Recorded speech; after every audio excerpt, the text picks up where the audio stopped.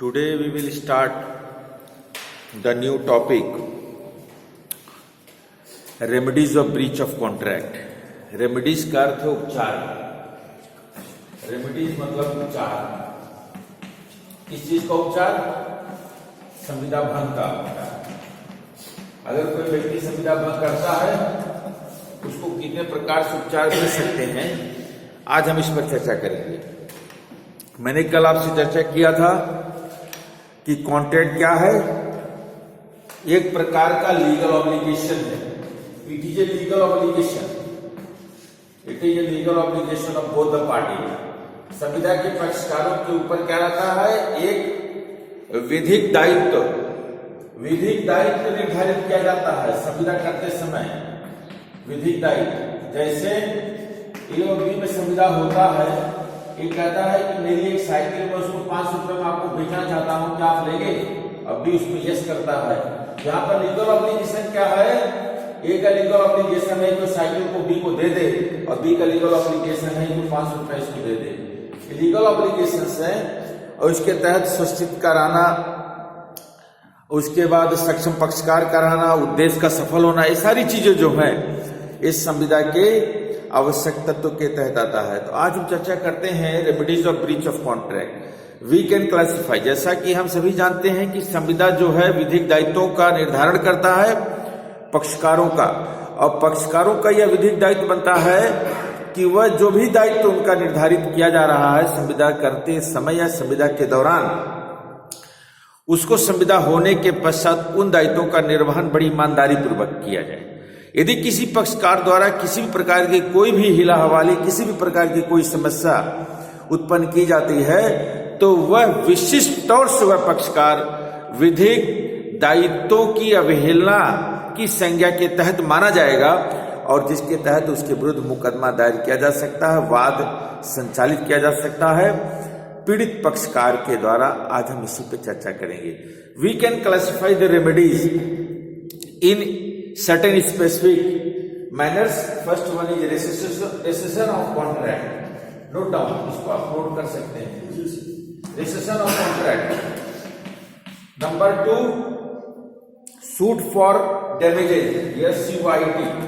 Suit for damages. DAMAGES. इसको आप note कर लीजिए, अभी हम एक एक करके बताएंगे। Quantum merit.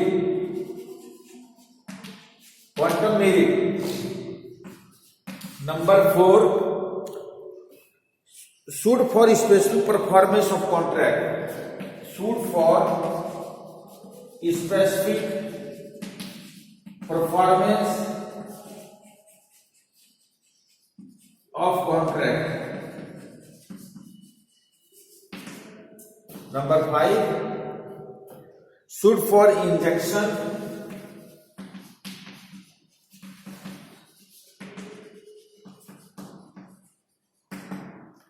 Number 6, suit for rectification and cancellation. Suit for rectification and cancellation.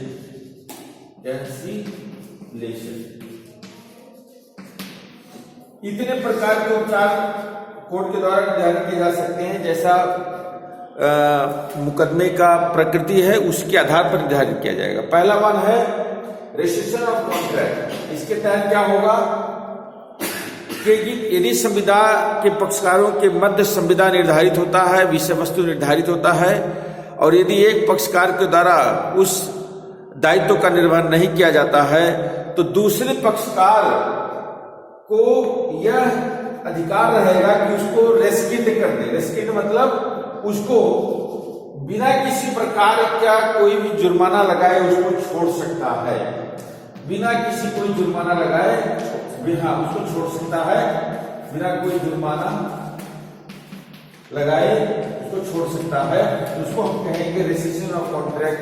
Contract को रेस्किंड करना, पूरे कॉन्ट्रैक्ट को खत्म करना, पूरे कॉन्ट्रैक्ट को खत्म करना बिना किसी प्रकार का कोई भी जुर्माना लगाए, इसको हम कहेंगे रेस्ट्रिक्शन ऑफ कॉन्ट्रैक्ट। यह एक प्रथम व्यवस्था है जिस व्यवस्था के तहत यदि कोई व्यक्ति संविदा के दायित्वों का, संविदा के पक्षकार होते हुए दायित्वों का निर्वहन ईमानदारी पूर्वक नहीं करता है तो the whole contract can be rescinded by one party in against of the other party and that very nature is known as rescission of contract. ठीक है। दूसरा suit for damages. Damages मतलब उपचार।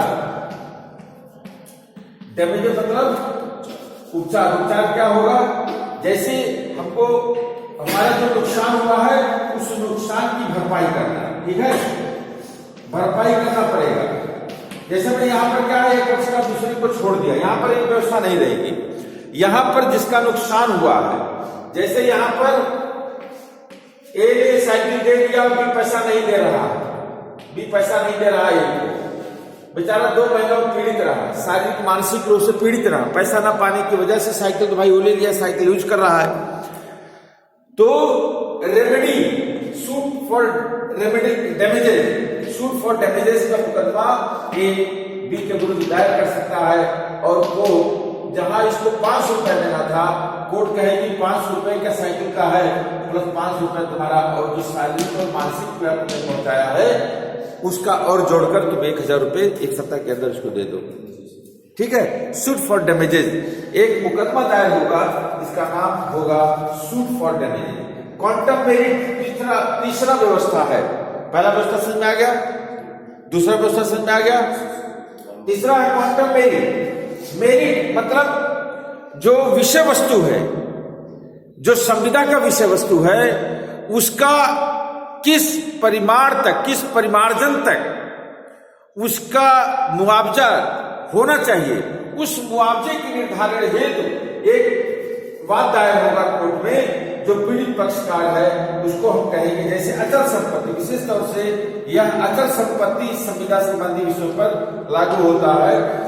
Quantum suit for quantum merit का मुकदमा दर्ज होगा और पीड़ित पक्षकार इस प्रकार की बात रखेगा कोर्ट के समक्ष कि सर अचल संपत्ति संबंधी विषय है, इसमें मेरा लगभग बड़े पैमाने पर मेरा नुकसान हुआ है, इसीलिए पक्षकार कहेगा 2 लाख रुपए तक का जुर्माना निर्धारित कर दीजिए और जो जिसको 2 लाख रुपया देना चाहिए था वो नहीं दिया है, वो कहता सर 1 लाख रुपया लगाना चाहिए, तो वहां पर 1 लाख रुपया लगेगा कि 2 लाख रुपए लगेगा, इसकी चर्चा वहां पर होगी।